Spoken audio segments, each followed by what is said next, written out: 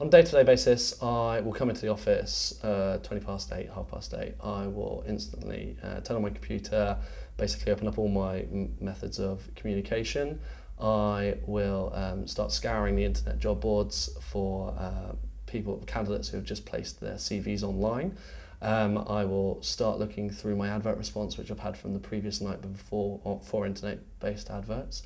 I will then start hitting the phones, as we say, talking to candidates, trying to bring people in for us to possibly work with and who would be suited for the job descriptions that we have going at the moment.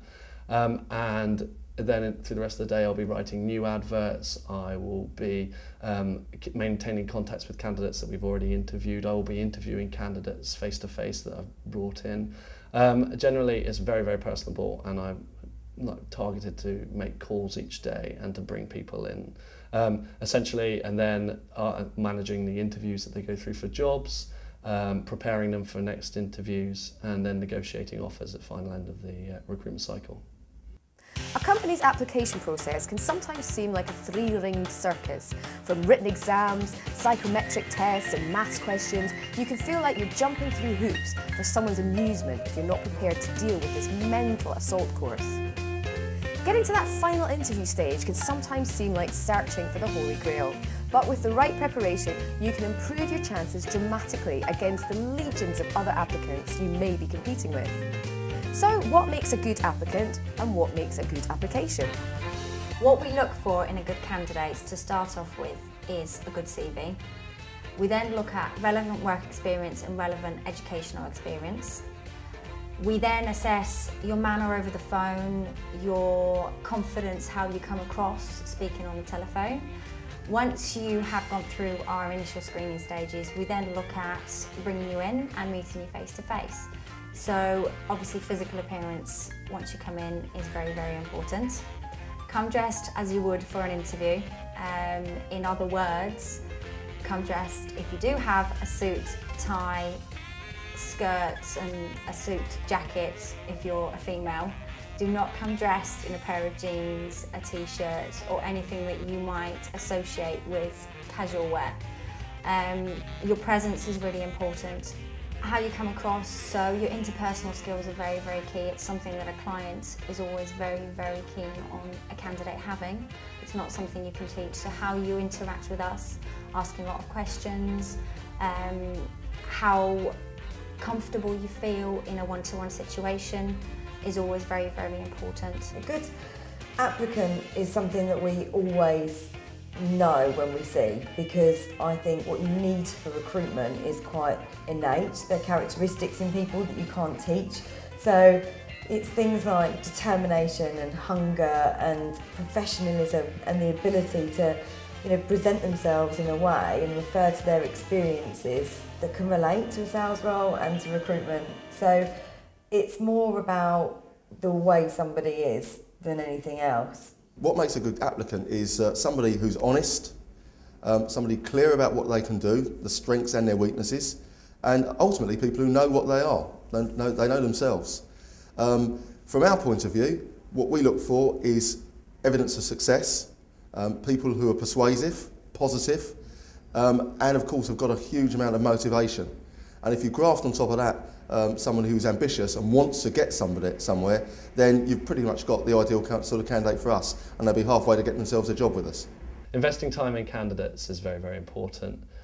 They quite often are indecisive, they're not sure where they want to go. You're as much their parent and their advisor as you are their recruitment consultant. You have to help them throughout the process. So if they have any queries, if they have any questions or doubts, it's your job to effectively help them out with these.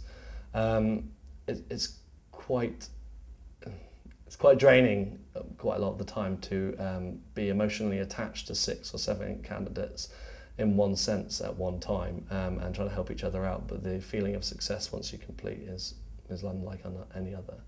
I think life skills, I think anyone, it's more to do with sort of any work experience they can do, but any sales orientated skills they can pick up.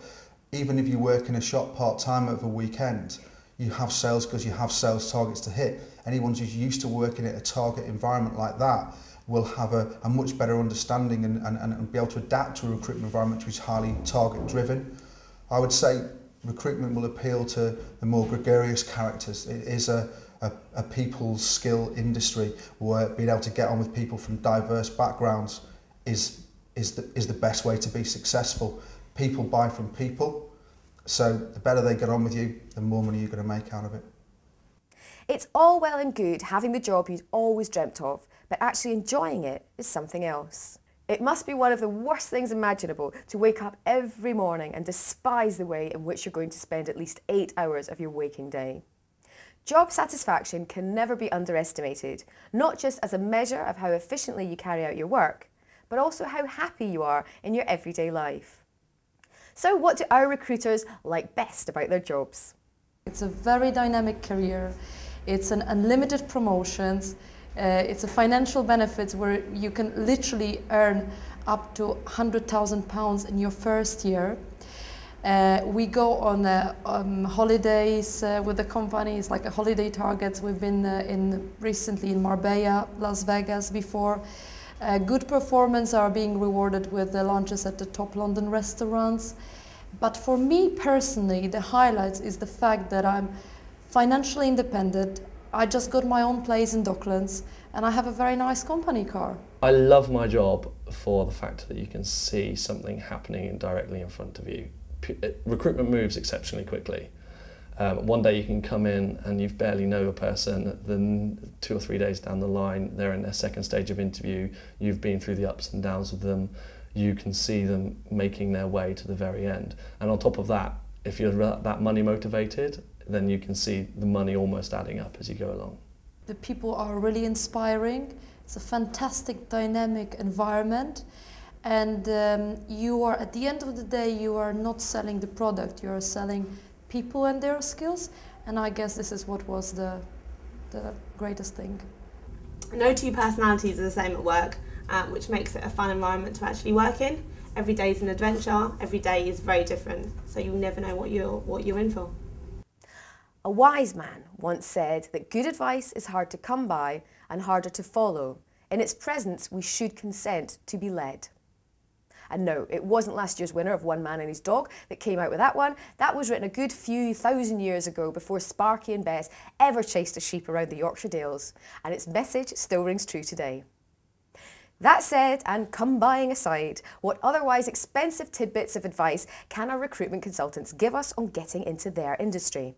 My advice to graduates when applying for a position and going for interviews would firstly be, make sure you read the job description and that you have the relevant experience, otherwise it looks like you haven't been paying any attention. Make sure that your CV is relevant to what the client is looking for and what the company is looking for. Once you have been briefed by ourselves in regards to the position, the client, you should have quite a bit of information to start doing your own research, and that is very, very key. Never ever go into an interview without finding out anything about the company. It looks like you are completely disinterested and you're not creating a very good impression, and you're also starting on a back foot. So your research beforehand is very, very key. Find out about the company, the culture, all the little minute details like turnover, if anything specifically relevant to your role like software, hardware that you might know something about, who their competitors are, what markets they're in, anything that potentially could be very, very relevant. 5 worst things that a candidate can do when they're going into an interview is just not be prepared, not know anything about the company. So research is really essential. Not know what's on their own CV, and that's a big thing, but also look the part. We're in a sales industry. It's about, everything is about how you look when you walk through the front door. You've got to actually, be the obvious first choice to that interviewer. They want to see you on their team. First piece of advice I'd like to give a room full of graduates is, it doesn't matter what degree you do, it doesn't matter what background you come from, it doesn't matter what kind of education or sales background you've actually had in the past. The most important thing is you need to be hardworking, you need to be ambitious.